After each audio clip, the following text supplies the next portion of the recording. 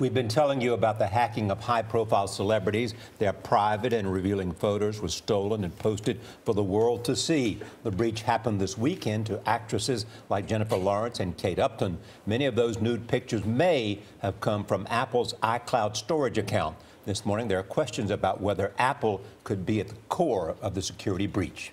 The timing could not have been worse. Just last week, Apple sent out vague invitations for an event next Tuesday in Silicon Valley, but the buzz over new products could be overshadowed. Digital expert Nicholas Thompson is the editor of New Yorker's magazine website. Nicholas, good morning to you. I remember that commercial last week where they said, wish we could tell you more, but we can't.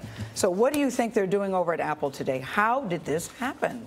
Well, I think they're very frustrated, Apple. I think they have a lot of PR officials working on this. I think they have a lot of security officials trying to figure out exactly what happened. They've already patched one of the biggest holes that people suspected was responsible for some or all of this.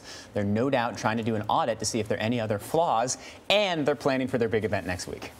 You know, there's that movie Sex Talk where they say when it goes to the cloud, nobody knows what the hell happens in the cloud. And I think that's what's happening here. Because when you punch in your password, after 2 or 3 times, shouldn't it just shut down so nobody could get in it? Right. So this is one of the flaws that people suspect may be responsible. And that is that generally, if you type in the wrong password, after a couple of times the device shuts you off. But with Find My iPhone, until yesterday, it didn't do that. So somebody could, if they figured out your email address, go to Find My iPhone and just enter password after password after password with a script until they figured out what your password is. Then they get in, then they have access to all of your data in iCloud. So that's what Apple just resolved and just fixed.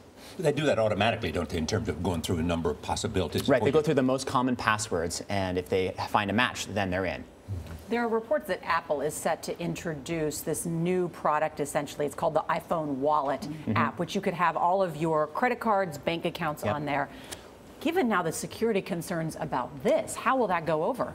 Well, that's going to be a big problem. I mean, will you trust it as much as you would have a week ago? I was already a bit doubtful about it, but whether I'd want all my credit cards on, you know, my iPhone, Right. So people are already very worried about financial transactions on their phone, just for these reasons. There's this mysterious sense. Nobody's quite sure exactly how it works, but when you have a digital device, there's a sense that somebody could hack into it and could get it. And yet people would allow their nude photos go up to, on the cloud.